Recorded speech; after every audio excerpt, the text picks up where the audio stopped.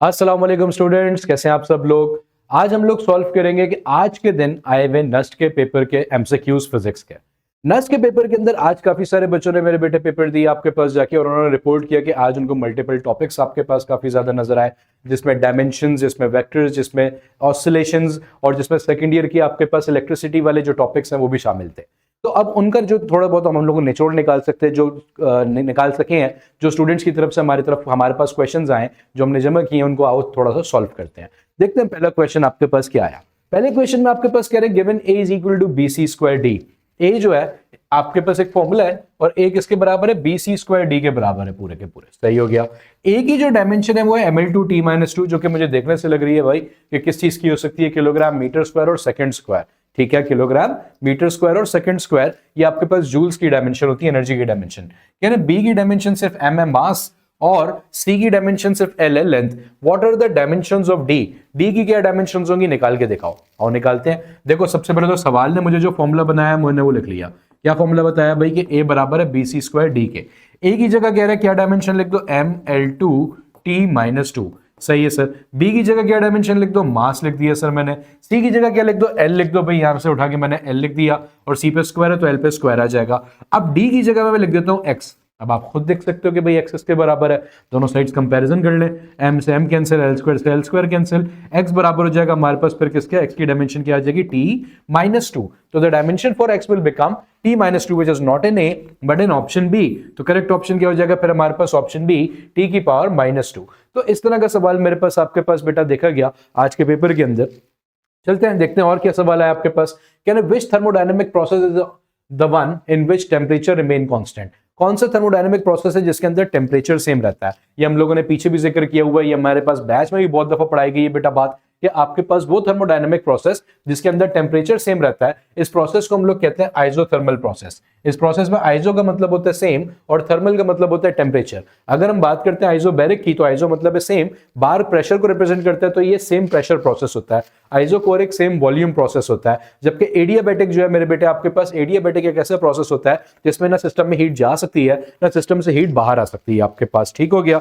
अब देखते हैं अगले सवाल में आपके पास क्या कहा जा रहा है। इस सवाल में आपसे कह रहे हैं speed of sound eight 20 degree Celsius is highest in which of the following. इनमें से किस में साउंड की स्पीड सबसे ज्यादा हाईएस्ट होती है। तो बेटा अगर मीडियम की प्रॉपर्टी के ऊपर बात की जाए तो साउंड की स्पीड का जो बेसिक चार्ट बनता है वो कुछ इस तरह से है कि सॉलिड के अंदर सबसे ज्यादा स्पीड होती है साउंड की आपके पास, सॉलिड्स के बाद आपके पास आती है लिक्विड्स में। ठीक है, और लिक्विड के बाद सबसे कम आपके पास जो स्पीड आती है साउंड की वो किस में आती है, गैसेस में आती है। हालांकि नॉर्मली जो हमारी डे टू डे कॉन्वर्सेशन चल रही है वो ज्यादातर एयर के अंदर हो रही होती है, बट एयर के अंदर साउंड की जो स्पीड है ये सबसे कम है। सोचो ये सबसे कम है तो सॉलिड्स में कितनी तेज होगी आपके पास। तो आओ चेक करते हैं ऑप्शंस क्या। ए है methanol which is a gas, C है air which is also a gas, B is water and D is none of these. तो करेक्ट आंसर क्या हो जाएगा फिर हमारे पास, ऑप्शन बी हो जाएगा सर, वाटर। तो आपके पास water is somehow closer in this chart. Solid कोई गिवन नहीं है, लिक्विड जो आपके पास फिर उसके बाद सेकंड नंबर पे आता है, यहाँ पे लिक्विड ही सबसे बड़ा, एक वाटर आ गया। तो वाटर में आपके पास जो साउंड की स्पीड होगी वो सबसे ज्यादा होगी। अगर एक नॉर्मल हम लोग इंट्यूशन रखते हैं तो 20 डिग्री सेल्सियस के ऊपर एयर के अंदर जो साउंड की स्पीड होती है बेटा वो होती है 343 मीटर पर सेकंड समहाउ। ठीक है, जबकि पानी के अंदर अगर हम बात करें तो वो 1200 मीटर पर सेकंड तक चली जाती है, इतनी तेज हो जाती है हमारे पास। ठीक है, आओ देखें आगे क्या क्या जिक्र किया हुआ है। कहना है रेडियन इज अ डैश, अच्छा बेस यूनिट है, ड्राइव्ड है, सप्लीमेंट्री है, फंडामेंटल कांस्टेंट है। देखो बेटा रेडियन जो आपके पास ये यूनिट किसका होता है, हमारे पास दो तरह के एंगल्स होते हैं ज्योमेट्री के अंदर। एक कहलाता है प्लेन एंगल जिसको 2D एंगल भी कहा जा सकता है, और एक कहलाता है सॉलिड एंगल जिसको 3D एंगल भी कहा जा सकता है, या स्फीयर्स के अंदर कहा जा सकता है आपके पास, का इस्तेमाल किया जाता है। तो आपके पास जो प्लेन एंगल होता है वो रेडियन होता है। प्लेन एंगल को मेजर करने का जो यूनिट है वो रेडियन है, और इसी तरह से जो सॉलिड एंगल है उसको मेजर करने का यूनिट हमारे पास स्टेरेडियन होता है। तो ये याद रखिएगा, आपके पास ये काम आ सकती है बात कि प्लेन एंगल को मेजर करते हैं रेडियंस में, और सॉलिड एंगल को हम लोग मेजर करते हैं स्टेरेडियंस के अंदर। ठीक है, अच्छा अब ये तो बात समझ में आ गई सर। लेकिन ये जो यूनिट्स ना रेडियंस और स्टेरेडियंस आपके पास, ये दोनों यूनिट्स डायमेंशनलेस होते हैं। यानी कि जब हम लोग डायमेंशन लिखने पे आते हैं तो इनकी कोई डायमेंशन नहीं बनती। जब इनकी डायमेंशन नहीं बनती तो इस वजह से ये लोग बेस यूनिट नहीं है, इस वजह से ये लोग क्या नहीं हो सकते, हमारे पास बेस यूनिट नहीं हो सकते आपके पास। तो इस तरह के यूनिट्स को हमारे पास फिर कहा जाता है मेरे बेटे सप्लीमेंट्री यूनिट्स। तो ये रेडियन हो गया, ये स्टेरेडियन हो गया, रेडियन प्लेन एंगल का है, स्टेरेडियन सॉलिड एंगल का है। तो ये जो यूनिट्स होते हैं कहलाते हैं हमारे पास supplementary units. Moving on, question मैं कह रहा है steradian is the unit of, अब सर ये तो अभी बताया आपने, ये तो याद हुआ सवाल हो गया बिल्कुल। ये किसका यूनिट है भाई आपके पास? सॉलिड एंगल का। अगर रेडियन पूछा जाता तो मैं लिखता प्लेन एंगल का यूनिट है फिर आपके पास, ठीक है। अब आगे देखते हैं। अच्छा जी, इसमें कह रहे हैं if the mass number of moles, mass का मतलब नंबर ऑफ मोल्स को हम क्या कर दें? आधा कर दें, रिड्यूस टू हाफ कर दें। And the volume is increase to twice, volume को क्या कर दें? डबल कर दें। तो वाइल टेम्परेचर इज कांस्टेंट, जब टेम्परेचर कांस्टेंट है तो बताओ प्रेशर के साथ क्या होगा? चेक करते हैं। देखो वैसे आपके पास जो प्रेशर वॉल्यूम टेम्परेचर को लिंक करने वाली इक्वेशन है that is ideal gas equation, PV is equal to nRT। Normally जो प्रेशर है आपके पास वो किसके बराबर हो जाएगा हमारे पास? nRT डिवाइडेड बाय V के। अब ये कह रहे हैं प्रेशर छिड़ जाएगा, कितना छिड़ जाएगा? मैं कहता हूं P डैश हो जाएगा। कब? जब नंबर ऑफ मोल्स को क्या कर दिया आपने? आधा कर दिया है। आओ चेक करते हैं, नंबर ऑफ मोल्स को क्या कर दिया? आधा कर दिया, ठीक है जी। और आर तो सर पैदाइशी कांस्टेंट है, वो तो एज इट इज रहेगा। टेम्परेचर के बारे में सवाल कह रहा है कि कांस्टेंट रखो, डिवाइड बाय वॉल्यूम, वॉल्यूम को कितना कर दिया? डबल कर दिया। तो वॉल्यूम हो गया 2V, 2 और 2 4 बन जाएंगे, जिनको हम नंबर से बाहर निकाल लेते हैं। अंदर आ जाएगा आपके पास nRT डिवाइडेड बाय V, जिसको अगर हम गौर से देखें तो ये हमारा ओरिजिनल प्रेशर नहीं है सर, बिल्कुल ऐसे ही है। तो इसका मतलब आपका जो प्रेशर छिड़ गया वो कितना छिड़ गया? वो पहले के मुकाबले में 4 गुना कम हो गया है, 1/4 हो चुका है हमारे पास, क्वार्टर हो गया, 1/4 रह गया है, ठीक है। तो ऑप्शंस देखें क्या होंगे। ए में क्या है? ट्वाइस द ओरिजिनल प्रेशर, नहीं सर डबल तो कहीं से भी नहीं हुआ, आधा भी नहीं हुआ, सेम भी नहीं है। तो बी और सी में क्या कह रहे हैं? 1/4 of the original pressure, which is the correct option, कि भाई 1/4 हुआ है, 1/4 हुआ आपके पास किसका? ओरिजिनल प्रेशर का। आओ देखते हैं नस्ट वालों ने भाई आज के दिन आपके पास और क्या सवाल दिए। कह रहे हैं the thrust force on a rocket is primarily due to, जो थ्रस्ट फोर्स होती है रॉकेट के ऊपर, जिसकी वजह से रॉकेट आपके पास जमीन से उड़ के ऊपर जाता है, वो कहां से आती है हमारे पास? ये बहुत ही बेसिक सा सवाल है मेरे बेटे, और एक टेक्स्ट बुक एग्जाम्पल है बहुत बड़ी आपके पास न्यूटन के थर्ड लॉ की। देखो होता है क्या, मैं समझाता हूं कि जब आपके पास आप रॉकेट की बात करते हैं तो रॉकेट में आपने देखा होगा कि आपके पास एक बर्स्ट निकलता है, जो फ्यूल होता है वो बर्न होकर आपके पास गैसियस फॉर्म में निकलता है। वो जो गैसेज होती है ना, वो गैसेज आपके पास जाके फोर्स लगाती है जमीन के ऊपर, जिसकी वजह से जमीन उनके ऊपर क्या करती है? एक रिएक्शन फोर्स लगाती है, और वो रिएक्शन फोर्स आपके पास रॉकेट को ऊपर उठा के लेके जाती है। तो the movement of rocket is actually Newton's third law of motion example, ठीक है। तो आपके पास यहां पे देखें क्या ऑप्शन हो सकता है? ए प्रेशर डिफरेंस की वजह से हो रहा है, नहीं sir. B reaction due to high speed ejection of exhaust, yes. जो रिएक्शन आ रहा है एग्जॉस्ट गैसेस की हाई स्पीड इजेक्शन की वजह से, जो आपके पास एग्जॉस्ट गैसेस होती हैं उनकी हाई स्पीड इजेक्शन की वजह से जो प्रेशर बनता है वो रॉकेट को ऊपर लेके जाता है आपके पास। वो जो रिएक्शन फोर्स आती है वो आपके पास रॉकेट को ऊपर लेके जाती है, ठीक है। अब आगे चेक करते हैं भाई क्या सवाल दिए गए आज के नस्के पेपर के अंदर, नेट 1 के एग्जाम के अंदर। कह रहे which of the following is a non conservative force. तो मेरे बेटे जो फोर्स आपके पास फ्रिक्शन के तौर पे या हीट के तौर पे डिसिपेट हो जाती है तो उसको हम लोग कहते हैं नॉन कंजर्वेटिव, बाकी सब कंजर्वेटिव है यहाँ पे। एक ग्रेविटेशनल फोर्स, देखो कंजर्वेटिव की एक कहानी और भी है। कंजर्वेटिव का सिर्फ जो मतलब होता है वो क्या होता है? कंजर्वेटिव का मतलब होता है कि आपके पास एक ऐसी फोर्स जिसकी वजह से किया जाने वाला वर्क जो है एक साइक्लिक प्रोसेस में जीरो होना चाहिए, ठीक है, और एक पॉइंट से दूसरे पॉइंट तक का जो वर्क है वो पाथ पे डिपेंड नहीं करता।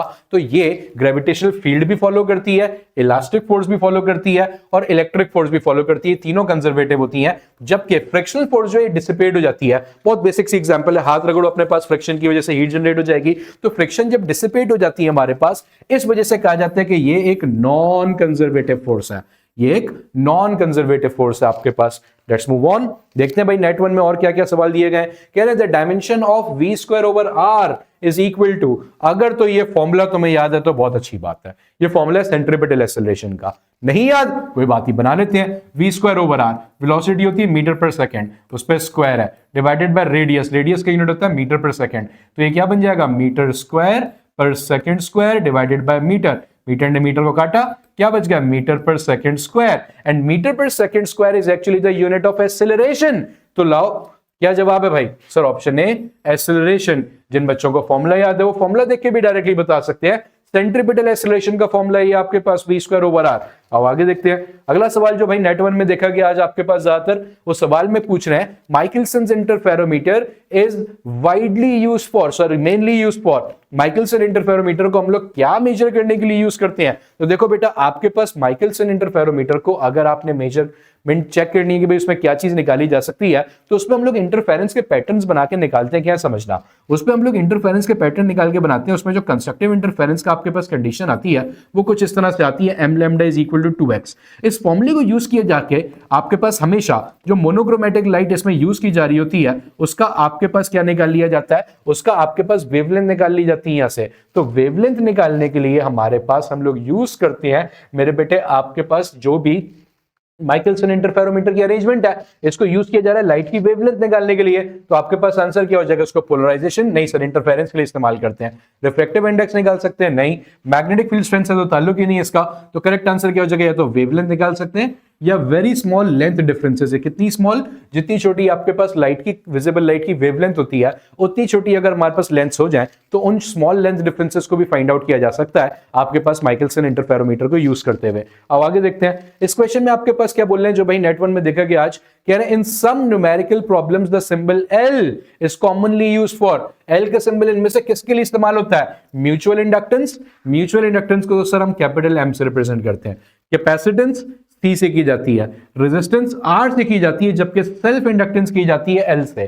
सेल्फ इंडक्टेंस का मतलब होता है एक ही कॉइल में आपके पास कितना फ्लक्स चेंज होने पे कितना करंट इंड्यूस होगा, वो आपके पास पता लगता है हम लोगों को सेल्फ इंडक्टेंस से। ठीक है, तो इसका मतलब एल से किसको रिप्रेजेंट कर रहे हैं फिर हम लोग भैया, सेल्फ इंडक्टेंस को। तो करेक्ट ऑप्शन क्या हो जाएगा आपके पास, ऑप्शन बी।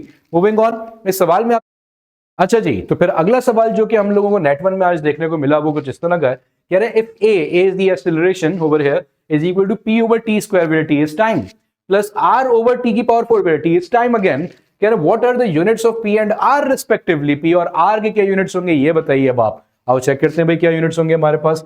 कह रहे एक्सेलरेशन बराबर है p over t स्क्वायर के प्लस r over t की पावर 4 के। अब आपने यहाँ पे डिसाइड करना है कि भाई क्या चीज हमारे पास p और r के यूनिट्स होने चाहिए। करते हैं, देखो बेटा एक्सेलरेशन का यूनिट होता है मीटर पर सेकंड स्क्वायर, जिसका मतलब इन दोनों को भी आपके पास अगर इंडिविजुअली देखें तो मीटर पर सेकंड स्क्वायर और मीटर पर सेकंड स्क्वायर ही आना चाहिए, क्योंकि मीटर पर सेकंड स्क्वायर प्लस मीटर पर सेकंड स्क्वायर ही मीटर पर सेकंड स्क्वायर के बराबर रहेगा। जिसका मतलब p ओवर टी स्क्वायर किसके बराबर है भाई, मीटर पर सेकंड स्क्वायर के। तो टाइम का स्क्वायर तो सेकंड स्क्वायर होता है, तो p की डायमेंशन किसके बराबर आ गई भाई, सिंपली मीटर के। यानी कि p का यूनिट क्या है, मीटर। अगर p का यूनिट मीटर है तो ऑप्शन ए तो कतई नहीं हो सकता, डी भी नहीं हो सकता है, तो बी बचा या सी बचा मेरे पास। आओ आर का भी देखते हैं क्या है। Similarly R over T square भी किसके, टी की पावर 4 भी किसके बराबर होना चाहिए, मीटर पर सेकंड स्क्वायर के। सही है। अब देखो यहां से अगर मैं सॉल्व करने पे जाऊं तो इसको तो मैं लिख सकता हूं भाई आर अपॉन सेकंड की power 4 is equal to metre पर सेकंड स्क्वायर, ऐसे लिख सकते हैं। 2 सेकंड में 2 सेकंड काट दिए, 2 सेकंड बचे। ये सेकंड स्क्वायर यहाँ डिवाइड हो रहा है, वहां जाके क्या हो जाएगा मल्टीप्लाई। तो आर की वैल्यू क्या हो गई, metre multiply by second square. R का यूनिट क्या बन गया हमारे पास, metre multiply by second square. तो है कोई ऑप्शन, जी सर बी में लिखा हुआ है, तो करेक्ट ऑप्शन हो जाएगा बी। पी मीटर के बराबर है और आर बराबर है metre multiply by second square के। अब देखें भाई नेट वन वालों ने और क्या फेंका हमारी तरफ आज। कह रहे हैं a body moves in a circle of radius 1 metre. एक बॉडी है जो कि किस सर्कल में मूव कर रही है भाई, 1 मीटर के रेडियस के अंदर आपके पास मूव कर रही है। ये आ गई वो बॉडी जो कि 1 मीटर के रेडियस के अंदर हमारे पास लेट से मूव कर रही है। जो रेडियस आपके पास ये कितना आ गया, 1 मीटर आ गया। सही है। अब कह रहे हैं with constant speed how much work is done on the body, कितना वर्क हुआ होगा इस बॉडी के ऊपर। तो देखो भैया ये बात याद रखना कि जो भी बॉडी रोटेट कर रही होती है, रिवॉल्व कर रही होती है, तो उसके ऊपर जो फोर्स लगती है उस फोर्स को हम कहते हैं सेंट्रीपिटल फोर्स। और अगर ये पार्टिकल इस वक्त और यहां रिवॉल्व करता हुआ जा रहा है तो इस पॉइंट पे इसकी पोजीशन इस जानिब होगी। जिसका मतलब अगर मैं इस पॉइंट की बात कर लूं तो इस पॉइंट पे फोर्स आपके पास टुवर्ड्स द सेंटर होगी और पोजीशन इस जानिब होगी। तो किसी भी पोजीशन में बात कर लो टेंजेंशियली आपके पास इसकी डिस्प्लेसमेंट निकाली जाती है, जो कि फोर्स के साथ हमेशा क्या रहती है, परपेंडिकुलर रहती है। अगर परपेंडिकुलर रहेगी तो वर्क का फॉर्मूला क्या है सर, फोर्स इंटू डिस्टेंस, और आगे आता है कॉस थीटा। परपेंडिकुलर में आ जाएगा कॉस 90। कॉस 90 बराबर होता है 0 के, जिसकी वजह से ओवरऑल वर्क कितना हो जाता है हमारे पास, 0 हो जाता है। तो हमेशा याद रखना रोटेटिंग बॉडीज के अंदर जो कि यूनिफॉर्म सर्कुलर मोशन से मूव कर रही होती हैं, उनके अंदर जो टोटल वर्क डन होता है आपके पास वो कितना होता है, हमेशा 0 होता है। सही है। तो इसको तुम लोग डायरेक्ट भी याद रख सकते हो ताकि 10 सेकंड के अंदर भी सवाल सॉल्व कर सको। पढ़ते ही सवाल सॉल्व कर लो कि भाई अगर हमारे पास बॉडी रोटेट कर रही है तो उसके अंदर वर्क कितना हो रहा होगा, उसके ऊपर 0 वर्क हो रहा होगा। अब आगे देखते हैं नेक्स्ट क्वेश्चन में कह रहे हैं the law of radioactive decay states that the number of nuclei decreases. जो नंबर ऑफ न्यूक्लियाई होते हैं जो डिके हो रहे होते हैं वो किस तरह से डिके होते हैं, लीनियरली होते हैं टाइम के साथ, ठीक है, एक्सपोनेंशियली होते हैं, रैंडमली होते हैं, या फिर हाई टेम्परेचर्स पे होते हैं सिर्फ और सिर्फ। तो आओ देखते हैं। देखो आपके पास नंबर ऑफ पार्टिकल्स जो कि प्रेजेंट होते हैं किसी भी टाइम के, उनका फॉर्मूला होता है N naught initially number particles जो प्रेजेंट है इंटू ई की पावर माइनस लैम्डा टी। ठीक है, अगर हम इनका रेशियो भी निकाल लें जो कि हमें बताता है कि रेडियो एक्टिविटी कितनी हो रही होती है, कितने एटम्स डिके हो रहे हैं पर यूनिट इनिशियल कॉन्सेंट्रेशन, तो आपके पास फॉर्मूला बन जाता है ई की power minus lambda T again, जिसका मतलब आपके पास इन दोनों का जो लिंक है वो हमेशा एक्सपोनेंशियल है। ठीक है, और इसका जो ग्राफ भी आपके पास दिखेगा वो भी एक एक्सपोनेंशियल डिक्रीजिंग कर्व बनता है हमारे पास, जिसकी वजह से हम ये कहते हैं कि नंबर ऑफ पार्टिकल्स आपके पास कैसे इफेक्ट होते हैं, एक्सपोनेंशियली इंपैक्ट कर रहे होते हैं टाइम के साथ आपके पास। ठीक है, लीनियरली नहीं, पावर 1 के साथ नहीं, बल्कि आपके पास एक्सपोनेंशियली आपके पास डिपेंड कर रहे हैं या एक्सपोनेंशियली डिके कर रहे हैं, एक्सपोनेंशियली उनकी अमाउंट कम हो रही है आपके पास जैसे जैसे टाइम बढ़ता चला जा रहा है। ठीक है, आओ अगला सवाल देखें। नेट वालों ने क्या फेंका भाई हमारे सर पे, कह रहे हैं वेक्टर हैज अ मैग्नीट्यूड 6, एक वेक्टर है जिसका मैग्नीट्यूड कितना है 6 and makes an angle 0 degree with the vertical, vertical के साथ 0 डिग्री बना रहा है। एक्स एक्सिस तो होती है हॉरिजॉन्टल, वाई एक्सिस होती है वर्टिकल। अच्छा जी 1 2 3 4 5 6 यहां तक कहीं तक आएगा ये वेक्टर, और 0 डिग्री बना रहा है वाई एक्सिस के साथ, यानी कि एग्जैक्टली वाई एक्सिस के ऊपर ही है। तो कुछ इस तरीके से है ये वेक्टर। ठीक है, अब इस वेक्टर का क्या नाम पड़ेगा, इस वेक्टर का मैग्नीट्यूड 6 और इसकी डायरेक्शन क्या है सर, वाई एक्सिस का यूनिट वेक्टर होता है जे, तो इसका नाम पड़ जाएगा 6j। तो ये वेक्टर एक्चुअली कौन हो जाएगा आपके पास, ऑप्शन बी हो जाएगा correct sir, 6j। 6j will be our desired answer. अब आगे देखिए क्या आया भाई नेट 1 में, और नेट 1 में इन्होंने पूछा भाई plants use which form of energy in photosynthesis, photosynthesis कैसे होता है। भले सर ये सवाल पेपर बायो का नहीं है, लेकिन थोड़ा बहुत तो इतनी बायो हम सबको ही आती है, बचपन से पढ़ी हुई, कि भाई प्लांट जो है वो सूरज की रोशनी से एनर्जी लेते हैं आपके पास, और उससे फिर क्या करते हैं, फोटोसिंथेसिस कर पाते हैं। अब सूरज से एनर्जी तो सर सोलर सेल्स भी लेते हैं, सोलर पैनल्स भी लेते हैं आपके पास, तो इसका मतलब वो कौन सी एनर्जी यूज कर रहे हैं, वो सोलर एनर्जी यूज कर रहे हैं, और उस सोलर एनर्जी को कन्वर्ट करते हैं केमिकल एनर्जी में in the form of glucose. That's what plants do. तो आपके पास इस तरीके से हमारे पास यहाँ पे क्या हो जाएगा कि भाई प्लांट्स कौन सी एनर्जी यूज कर रहे हैं, इलेक्ट्रिक नहीं सर, पोटेंशियल नहीं भाई, काइनेटिक भी नहीं, बल्कि सोलर एनर्जी यूज कर रहे हैं। तो करेक्ट आंसर हो जाएगा हमारे पास ऑप्शन डी, सोलर एनर्जी। और भाई नस्ट में क्या फेंका नेट 1 ने आज आपके पास, और देख लेते हैं। कह रहे time period T of a simple pendulum is given by, एक टाइम पीरियड का फॉर्मूला दिया हुआ है आपके पास, कह रहे हैं KLA ओवर GB के बराबर है। वाह, है कोई फॉर्मूला भाई। कह रहे हैं where L is the length of the pendulum, G is the acceleration due to gravity and K is the dimensionless constant. K की कोई डायमेंशन नहीं है, K कटा दो।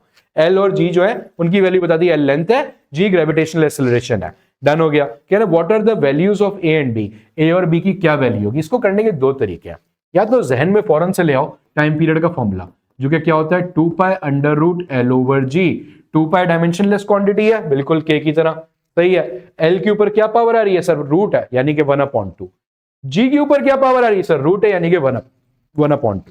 तो A और B दोनों 1/2 के बराबर होंगे। पहले तो ये सुन लो, A1 B1 नहीं होगा, A1 B हाफ नहीं होगा, A 1/2 और C 1 नहीं होगा, और D होगा आपके पास का मतलब करेक्ट ऑप्शन कि A B हाफ और B भी हाफ।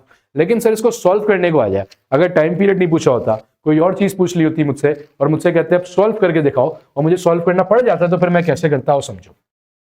फिर मैं ऐसे करता कि भाई आपके पास टाइम का यूनिट क्या होता है, सेकंड, पता है मुझे, इज इक्वल टू के का कोई यूनिट नहीं है, डायमेंशनलेस है। लेंथ का यूनिट क्या होता है हमारे पास, मीटर, ठीक हो गया सर। और जी का यूनिट क्या होता है सर हमारे पास, मीटर पर सेकंड स्क्वायर, ठीक हो गया। क्या यूनिट होता है हमारे पास, मीटर पर सेकंड स्क्वायर, ओके हो गया। अब लेंथ के ऊपर क्या पावर लगी हुई है, A लगी हुई है, और इसके ऊपर क्या लगी हुई है हमारे पास, B लगी हुई है, सही है। इसके ऊपर क्या लगी हुई है, B लगी हुई है। डन हो गया सर। अब यहाँ पे M और M तो आपके पास दोनों के ऊपर डिवाइड हो रहे हैं, पावर्स क्या हो जाएंगे इनकी सब्ट्रैक्ट, तो ये बन जाएगा M into A minus B, सही हो गया सर। और सेकंड के साथ अगर हम देखें, सेकंड सबसे नीचे है तो टॉप पे चला जाएगा आपके पास, और इसके ऊपर पावर क्या आ जाएगी हमारे पास, सेकंड के ऊपर सिंपली 2b, सही है।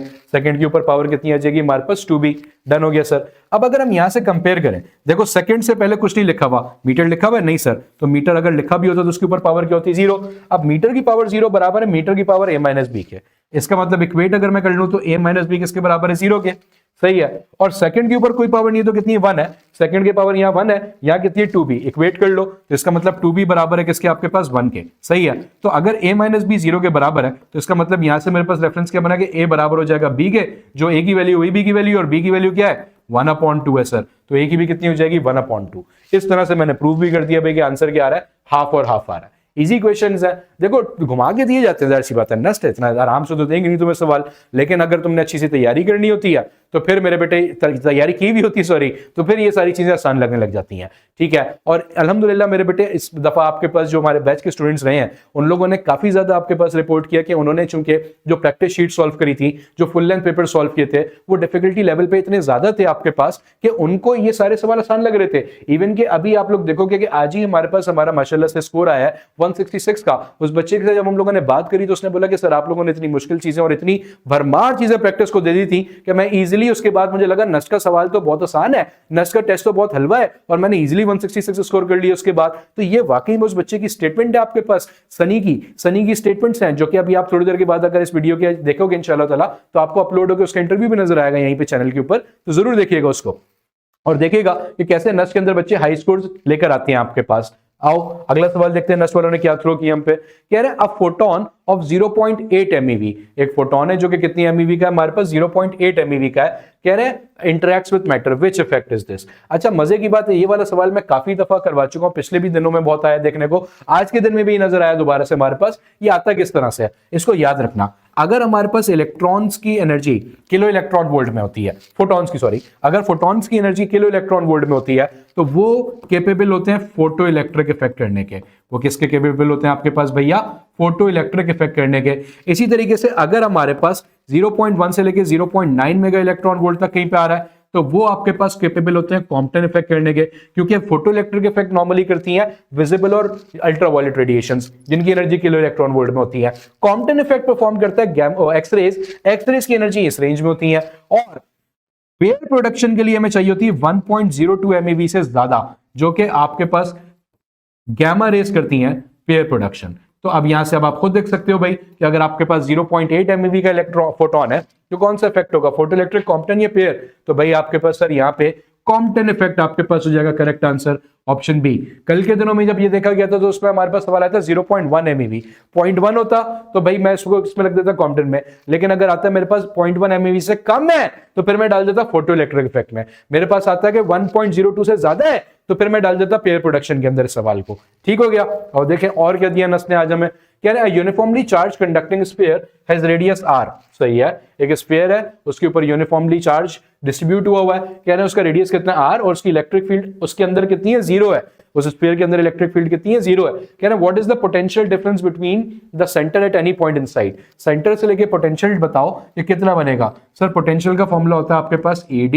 अब ये कह रहे हैं इलेक्ट्रिक फील्ड ही 0 है, r जितना भी हो तो आपके पास वैल्यू क्या आ जाएगी इसकी 0, तो वोल्टेज कितना आ जाएगा हमारे पास 0 आ जाएगा। करेक्ट आंसर क्या हो जाएगा सर, ऑप्शन ए हो जाएगा, V इज इक्वल टू 0। तो इस तरीके से हमारे पास बड़े बड़े दिखने वाले सवाल भी मेरे बेटे काफी आसान होते हैं, बस you just have to have the information and the right formula for it. Right formula याद है जो कि आप लोगों को मेरे बेटे बैच के अंदर अच्छे तरीके से सिखाई जा रही होती चीजें, उसमें आपको ये बात भी बार बार बताई जा रही होती है कि किस तरह से अपनी फॉर्मूला शीट्स मेंटेन करें, उन फॉर्मूला शीट्स को बार बार अपने सामने नजरों से गुजारें ताकि आपके पास आपको फॉर्मूलाज याद होना शुरू हो। और जिसके लिए फॉर्मूलाज याद होगा, एसबर होगा यहाँ पे, उसके लिए तो नेट का गेम आसान है बेटा क्रैक करना। ठीक है, आओ आगे देखते हैं। इसमें कह रहे हैं mass is hung on a vertical spring and the extension is 0.25 metre. एक मास को मैंने एक वर्टिकल स्प्रिंग के ऊपर हैंग कर दिया, ठीक है, कुछ इस तरह से आपके पास कंडीशन बन गई होगी। तो जाहिर सी बात है जो इस बॉडी का वेट होगा वो वेट आपके पास क्या कर रहा है, इसको स्ट्रेच कर रहा है, तो वही आपके पास इक्वल हो जाएगा इसकी रीस्टोरिंग फोर्स के।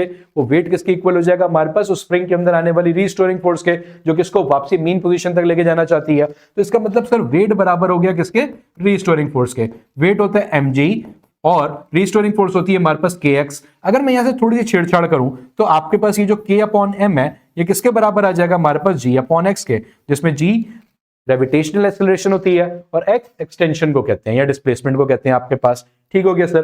पूछा क्या है, पूछ रहे फ्रीक्वेंसी निकालो। फ्रीक्वेंसी का फॉर्मूला होता है सर स्प्रिंग मास सिस्टम के अंदर 1/2 पाई अंडर रूट k/m। सही है, ये होता है फॉर्मूला। अरे सर आपने बता दिया k/m की जगह तो क्या रख सकते हैं, g/x रख सकते हैं। ये हो जाएगा 1/2 pi under root g/x and what is the value of x, it is 0.25 metre. तो ये हो जाएगी frequency sir 1/2 pi under root g/0.25। 1/2 pi, pi नहीं, 4 पाई भी नहीं, 8 पाई भी नहीं, करेक्ट आंसर हो जाएगा 1/2 pi under root g divided by 0.25। तो that is going to be your correct answer for frequency. ठीक हो गया भाई, आओ देखें। और क्या आपके पास मुश्किल चीज फेंकी कि नस्ट वालों ने हमारे लिए, क्या ना 1000 किलोवाट आवर किसके बराबर है? तो पहले तो ये बात याद रखना बेटा, किलोवाट आवर जो है आपके पास ये एक इंडस्ट्रियल यूनिट होता है एनर्जी का, जो कि ज्यादातर हमारे पास इलेक्ट्रिकल सप्लाई में यूज होता है। आप लोग देखते होंगे अपने घर के अंदर जो आपके पास बिल आता है, उस बिल में लिखा हुआ होता है आपके पास कि भाई इतने यूनिट्स तुम लोगों ने इस महीने यूज करे बिजली के, 500 यूज करे, 400 यूज करे। वो एक्चुअली क्या होते हैं? वो किलोवाट आवर्स होते हैं कि भाई आपने इस महीने 500 किलोवाट आवर्स यूज कर लिए, 400 किलोवाट आवर्स यूज कर लिए, कितने किए? वो एक्चुअली आपकी बिजली के बिल में जो यूनिट लिखा हुआ है वो किलोवाट आवर्स में है। और ये बात याद रखना बेटा कि 1 किलोवाट आवर जो होता है, ये 1 किलोवाट आवर आपके पास बराबर होता है 3.6 एक्सपोनेंट 6 जूल्स के। That is the converting factor for kilowatt hour and joule, कि आपके पास 1 किलोवाट आवर किसके बराबर है? 3.6 एक्सपोनेंट 6 जूल्स के। अब मुझे चेक करना है 1000 किलोवाट आवर्स, तो 1000 मल्टीप्लाई कर दो दोनों साइड पे सिंपली। एक का तो इतना है, 1000 के लिए क्या करेंगे? इसको 1000 से मल्टीप्लाई कर देते हैं। 1000 का मतलब सर 10 की पावर 3, 6 और 3 कितने हो जाएंगे? 9, तो ये हो जाएगा 3.6 एक्सपोनेंट 9 जूल्स। तो इसका मतलब 1000 किलोवाट आवर किसके बराबर है? 3.6 एक्सपोनेंट 9 जूल्स के बराबर है। ए में तो 6 लिखा हुआ है, बी में 8 लिखा हुआ है, सब गलत। डी में 5 लिखा हुआ है, तो करेक्ट आंसर हो जाएगा हमारे पास ऑप्शन बी, 3.6 एक्सपोनेंट 9 जूल्स। आओ आगे देखें इस सवाल में क्या कह रहे हैं? कह रहे हैं कन्वर्ट 2 रेडियन पर सेकंड इनटू रेडियन पर मिनट। इससे ज्यादा आसान सवाल तो मेरे ख्याल से हो ही नहीं सकता था। रेडियन पर सेकंड से मुझे कहां लेके जाना है? रेडियन पर मिनट में। तो सेकंड से मिनट में जाने के लिए क्या करना पड़ेगा भाई? Simply multiply by 60। मैं चले जाऊंगा मिनट में, क्योंकि एक मिनट में 60 सेकंड्स होते हैं। तो सर ये कितना बन जाएगा फिर? ये बन जाएगा 120 रेडियंस पर मिनट। 2 मल्टीप्लाई बाय 60 हो जाएगा ना आपके पास सिर्फ, तो हो जाएगा 120 रेडियंस पर मिनट। ना 30 ना 90 ना 60, बल्कि करेक्ट ऑप्शन हो जाएगा ऑप्शन डी, 120 रेडियंस पर मिनट। ठीक हो गया भाई। आओ देखें और क्या क्या सवाल दिए भाई नेट वन में आप लोगों को आज। कह रहे if magnitude of charges is doubled, अच्छा सही है, and distance between them is half, सही है, the force between them will be. दो चार्जेस के दरमियान कूलम भैया ने जो फोर्स निकालना में सिखाई थी वो बराबर थी k q1 q2 over r square के। अब कह रहे हैं फोर्स छिड़ के f डैश हो जाएगी, कब? जब चार्जेस को डबल कर दिया। सवाल कह रहे हैं ना, when the charges are doubled, पहले q1 q2 थे, अब डबल हो गए 2q1 2q2 होगा, सही है। And distance is half, distance को आधा किया अभी हम लोगों ने सिर्फ, ठीक है, डिस्टेंस कितना कर दिया हम लोगों ने? हाफ कर दिया, r/2 हो गया, और उस पे भी क्या आ गया? स्क्वायर आ गया। ये 2 और 2 कितने हो जाएंगे? 4। इस 4 को बाहर निकाल देता हूं, यहां आ जाएगा k q1 q2 ऊपर, और नीचे क्या आ जाएगा? r पे भी स्क्वायर, और 2 का स्क्वायर 4, और वो 4 जो है वो भी तो टॉप पे आ जाएगा। तो 4 4 से कितने हो जाएंगे सर? 16। इसका मतलब फोर्स कितने गुना हो जाएगी पहले के मुकाबले में? देखो k q1 q2 over square तो पहली वाली फोर्स थी ना, तो इसका मतलब सर 16 गुना बड़ी हो जाएगी फोर्स आपके पास। तो आओ देखें कौन से ऑप्शन है। उतनी नहीं रहेगी, 8 गुना नहीं, 4 गुना नहीं, बल्कि 16 टाइम्स इंक्रीज हो जाएगी हमारी फोर्स। ठीक हो गया भाई। आओ और क्या दिया नस्ट वालों ने आज, ये भी देख ले यार। कह रहे हैं 3 resistors R1 R2 and R3, 3 resistors है मेरे पास R1 R2 R3, और तीनों सीरीज में कनेक्टेड है। तीनों किस में कनेक्टेड है? सीरीज में कनेक्टेड है। ये आ गए R1 R2 R3। Series combination की प्रॉपर्टी क्या होती है? जो वहां पे टोटल रेजिस्टेंस होती है वो बराबर होती है इंडिविजुअल रेजिस्टेंस के सम के। अब जितने भी लगे हुए उन सबको प्लस करते चले जाओ, ठीक है। अब ये कह रहे हैं कि भाई जो आपकी इक्विवेलेंट रेजिस्टेंस आएगी R, वो किसके बराबर है? A lesser than R1। क्या R1 से भी छोटी होगी? क्या पागल हो गए हो क्या यार? R1 में R2 प्लस होगा, फिर R3 प्लस होगा तो R आएगा। R1 से छोटी तो नहीं हो सकती कभी भी आपके पास। ये लेसर देन R3 नहीं सर, उससे भी नहीं, क्योंकि उसमें प्लस हो रही है वैल्यूज। इक्वल टू R1 नहीं सर, उससे बड़ी होगी, उसमें R2 और R3 प्लस होंगे। तो करेक्ट आंसर क्या हो जाएगा? Greater than R1। R1 से बड़ी आएगी। जो सबसे बड़ी रेजिस्टेंस लगी होती है उससे भी बड़ी वैल्यू आती है जब आप सीरीज में ऐड करते हो रेजिस्टर्स को, और जब आप पैरेलल में करते हो तो जो सबसे छोटी रेजिस्टेंस लगी होती है उससे भी छोटा आंसर आता है इफेक्टिव रेजिस्टेंस का पैरेलल कॉम्बिनेशन के अंदर। ये बात याद रखना, सही है भाई। आओ देखें और क्या कह रहे हैं नेट वन वाले हमसे भाई। इस सवाल में कह रहे हैं 3 resistors connected in series have individual voltages labelled V1 V2 and V3। 3 resistor जो कि सीरीज में कनेक्टेड है, उनके वोल्टेज उनके ऊपर जो डिसिपेट हो रहे हैं वो कितने हो रहे हैं? V1 V2 और V3। सीरीज की कॉम्बिनेशन की एक और प्रॉपर्टी क्या होती है कि सीरीज कॉम्बिनेशन के अंदर हमेशा आपके पास जो टोटल वोल्टेज होता है वो डिवाइड हो जाता है जितने भी कंपोनेंट्स आपके पास लगे होते हैं उनमें। तो टोटल वोल्टेज हमेशा फिर किसके बराबर हो जाएगा? इनके अलजेब्रिक सम के। अगर एक डीसी सर्किट है तो टोटल वोल्टेज मेरे बेटे बराबर हो जाता है इनके अलजेब्रिक सम के। आपके पास तीनों को प्लस कर दो, आपको पता लग जाएगा टोटल वोल्टेज कितना हुआ, क्योंकि जितना भी टोटल वोल्टेज था उसका कुछ हिस्सा पहले रेजिस्टर पे ड्रॉप होता होता है, कुछ हिस्सा दूसरे पे और कुछ हिस्सा तीसरे पे। तीनों को प्लस करोगे आपको पता लग जाता है टोटल। 10 चीजें लगाई होती हैं तो 10 के वोल्टेजेस को प्लस कर देते, कोई मसले की बात नहीं है। अब बताओ टोटल वोल्टेज कौन सा है सर? अरे पहला वाला ही है सर, तो इसका तो करेक्ट ऑप्शन हो जाएगा ऑप्शन ए। सही है भाई। तो ये थे वो कुछ सवाल जो कि मेरे बेटे आज के नस्ट के पेपर के अंदर आपके पास लिखे गए। उम्मीद करता हूं कि ये आप लोगों के लिए यूजफुल होंगे और आप लोग इनसे प्रैक्टिस करके अपने आने वाले दिनों के अंदर जो नेक्स्ट एग्जाम आने वाले हैं जिसमें आप लोगों ने अपेयर होना है, उसमें आपको ये हेल्पफुल हो, उसमें आप लोगों को ये मदद दें ताकि आप लोग भी एक अच्छे स्कोर की तरफ जा सको। जिस तरह से मेरे बेटे हमारे स्टूडेंट सनी साहब आपके पास एक अच्छे स्कोर, बल्कि एक बेहतरीन स्कोर मैं कहूंगा, टॉप स्कोर जो कि अभी तक आपके पास नेट वन का रिकॉर्ड किया गया है 166 अभी तक का नेट वन का, इस दफा के जो नेट वन है अभी तक जो टॉप स्कोर हमारे पास किसी ने आपके पास मेरे बेटे रिकॉर्ड करवाया है वो 166 है। उसके अलावा अभी उससे हाई स्कोर अभी तक देखा नहीं गया।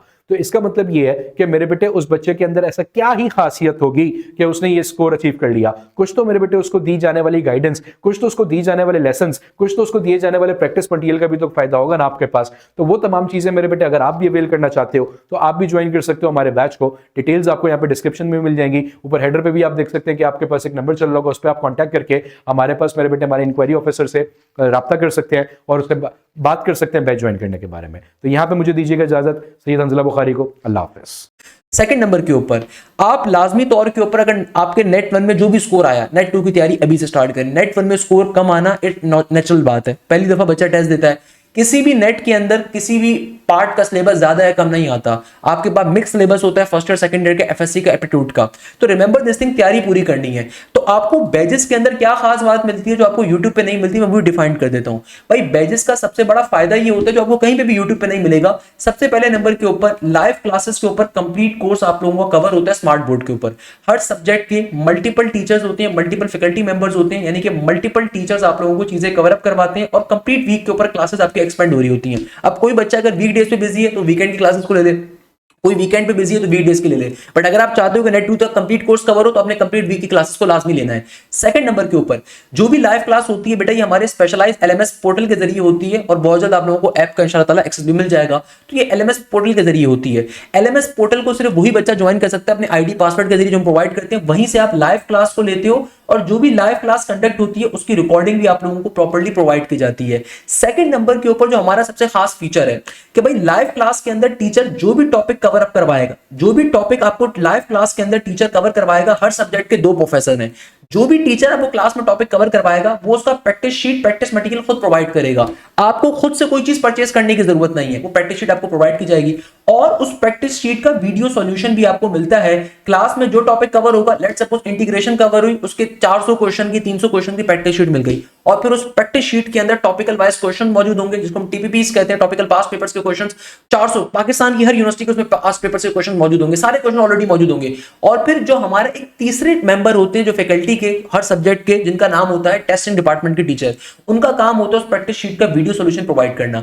इसी तरीके से आप लोगों के प्रॉपर्ली टेस्ट कंडक्ट होते हैं और उन टेस्टों का प्रॉपर्ली अगेन वीडियो सॉल्यूशन भी मिलता है। और ये टेस्ट सिर्फ एक दफा कंडक्ट नहीं होते, आप लोगों के वीकली टेस्ट अलग होते हैं, यानी कि वीकली टेस्ट का सिलेबस आपके पास अलग होता है। इसके अलावा जब एक महीना कवर हो जाता है तो फिर ग्रैंड टेस्ट आपके अलग होते हैं, जब तक जितना कंटेंट उस तक कवर हुआ उसका टेस्ट होता है। इसके अलावा आपके हर यूनिवर्सिटी से पहले उसके स्पेशलाइज्ड एफएलपीस कवर अप होते हैं। इसके अलावा आप लोगों को सबसे ज्यादा जो फायदा मिलता है वो मॉक टेस्ट मिलते हैं आप लोगों को। इसके अलावा आप लोगों के चैप्टर वाइज टेस्ट अलग से कवर हो रहे होते हैं। तो इतनी ज्यादा बड़ा प्रैक्टिस जोन आपको मिलता है। तो अगर फिर भी अच्छे नंबर नहीं लेकर आओगे तो फिर क्या करोगे? ये सारी फायदा आप लोगों को होता है। इसके अलावा सबसे इंपॉर्टेंट चीज और सबसे फायदेमंद चीज जो यहाँ पे होती है कि भाई जो भी लाइव क्लास कंडक्ट होती है उसकी रिकॉर्डिंग तो मिल रही है, साथ साथ आपके पास कंप्लीट कोर्स की रिकॉर्डिंग भी अवेलेबल होती है कि इन केस अगर कोई बच्चा खुद से कोई टॉपिक कवर करना चाहता है तो वो भी आप कवर कर सकते हो। तो आपके पास कंप्लीट कोर्स की रिकॉर्डिंग अवेलेबल होती है। इस बैच का फायदा ये होगा, क्या फायदा होगा भाई? नॉर्मली इदारों के अंदर ये होता है कि उनके जो बैचेस होते हैं वो 3 महीने 4 महीने में खत्म हो जाते हैं एक दफा की फीस के बाद। हमारे बैचेस के अंदर आप जो फीस पे करोगे ये पूरे एकेडमिक ईयर की होगी, अगस्त 2026 तक ये वैलिड होगी। इसके अंदर फायदा क्या होगा कि भाई लेट सपोज मैं एक एग्जांपल देता हूं, मैथ्स के अंदर प्रोफेसर आफ्ताब पढ़ा रहे हैं आपको मैथ्स और प्रोफेसर हाशिम भी, सही है ना भैया? तो जैसे ही professor Hashim let suppose second year aptitude maths पढ़ा रहे हैं, प्रोफेसर आफ्ताब आपको फर्स्ट ईयर एप्टीट्यूड मैथ्स पढ़ा रहे हैं, मैं एक एग्जांपल दे रहा हूं। जैसे ही second year aptitude maths sir Hashim complete करवाएंगे वो फर्स्ट ईयर एप्टीट्यूड पे चले जाएंगे, first year sir Aftab complete करवाएंगे सेकंड ईयर पे चले जाएंगे। Towards the end of the academic year ये पैटर्न चलता जाएगा। तो आपका मल्टीपल टाइम कोर्स कवर हो रहा है लाइव क्लासेस के अंदर। आपने लेट सपोज किसी कॉलेज की वजह से, किसी कोचिंग की वजह से, एकेडमी की वजह से लाइव क्लास नहीं ले सके, मिस हो गई, वो दोबारा टॉपिक भी कवर होगा, सेम प्रोफेसर भी कवर करवाएगा, दूसरा टीचर भी कवर अप करवाएगा। प्रोफेसर बिलाल भी आपको कोर्स कवर करवा रहे हैं, प्रोफेसर रोनाल्ड विल्फर्ड भी आपको कोर्स कवर करवा रहे हैं। पाकिस्तान के बहुत बड़े बड़े नाम अल्हम्दुलिल्लाह ज़वजल हमारे दायरे का हिस्सा हैं। प्रोफेसर आफ्ताब एचओडी हैं भैया, मैथमेटिक्स के, कॉमिक्स कॉलेज का बड़ा मशहूर कॉलेज है। प्रोफेसर एहतशाम इंग्लिश के हैं, सही है ना। मिस दोहा जैन है बिजनेस की तैयारी के लिए। सैयद बिलाल साहब हमारे पास मौजूद है बिजनेस यूनिवर्सिटीज की तैयारी के लिए। अप्लाइड साइंसेस के अंदर केमिस्ट्री के अंदर प्रोफेसर शहरियार भी हैं और प्रोफेसर आपके पास साद अक्कार भी हैं। तो भाई आप लोगों का कंप्लीट कोर्स कवर होगा। बायोलॉजी के लिए आपके पास प्रोफेसर शहरियार, प्रोफेसर शाफे मौजूद हैं जो कि खुद एमबीबीएस डॉक्टर हैं। तो भाई आप लोगों की, आप पाकिस्तान की किसी भी इंजीनियरिंग यूनिवर्सिटी की कंप्यूटर साइंस की तैयारी कवर कर रहे हो तो आपको जो बैच मिलता है वो नेट ईकेट का मिलता है। आप बिजनेस यूनिवर्सिटी की तैयारी कवर कर रहे हो, बीकेट के बैच में आते हो। आप अप्लाइड साइंसेज या एमडीकेट की तैयारी कर रहे हो तो एमडीकेट के बैचेस के अंदर आते हो। तो बताने का मकसद ये कि आपके तमाम टॉपिक्स मल्टीपल टाइम्स कवर होते हैं। भाई ये तमाम फैसिलिटीज आपको यूट्यूब पे नहीं मिल सकती, यूट्यूब पे कोई गाइडेंस नहीं मिलती। इसके अलावा सबसे बढ़कर आप लोगों को, अब आप देखते होंगे कि हमारे एक स्पेशलाइज्ड टीम है, उस टीम के अंदर प्रॉपर्ली आपके पास कोऑर्डिनेटर का एक्सेस अवेलेबल है। भाई आपको अपना कोई एकेडमिक शेड्यूल डिजाइन करवाना है, कोई इशू है, आपको कोई प्रॉब्लम है, कोई टाइम टेबल का इशू आ रहा है, कोऑर्डिनेटर का नंबर गिवन है, उसके ऊपर आप मैसेज कर सकते हो। कोई प्रॉब्लम है, कोऑर्डिनेटर डिस्कस कर सकते हो। इसके अलावा आप लोगों को सबसे खास फीचर जो हमारे बैचेस के अंदर मिलता है, भाई लाइव क्लासेस तो आप लोगों की हो रही हैं, मगर सबसे खास फीचर क्या है, आप लोगों की लाइव डाउट क्लासेस भी कंडक्ट होती हैं। ये पाकिस्तान की किसी इदारे के अंदर फैसिलिटी आपको नहीं मिलती। लाइव डाउट क्लासेस का मतलब ये है कि भाई लेट सपोज अगर कोई बच्चा है जिसने कोई भी प्रैक्टिस मटेरियल सॉल्व कर रहा था, कोई भी प्रैक्टिस मटेरियल फंक का किसी भी किताब का आप सॉल्व कर रहे थे, आप कहीं फंसते हो, आपकी हर हफ्ते हर सब्जेक्ट की डाउट क्लास अलहदा से, जो नॉर्मल क्लास का अलहदा है, नॉर्मल क्लास का अलहदा है। और ये जो हमारे टेक्सटिंग डिपार्टमेंट के टीचर जैसे मैथ्स के अंदर प्रोफेसर हसन है, वो लाइव डाउट क्लास कंडक्ट करेंगे। He is a very senior aptitude professor.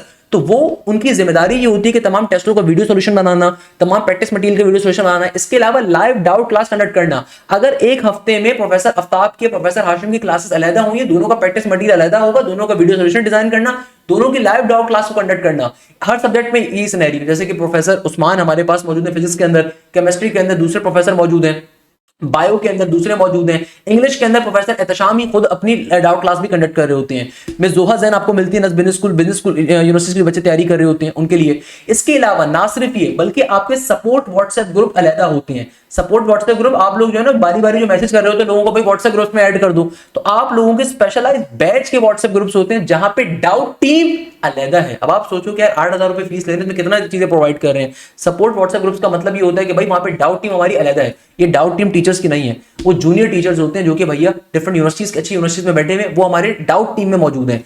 वो टीचर नहीं है, वो डाउट टीम में। क्या आपकी कोई क्वेरीज है जो व्हाट्सएप पे पूछना चाहते हो, वहां पे पूछ सकते हो।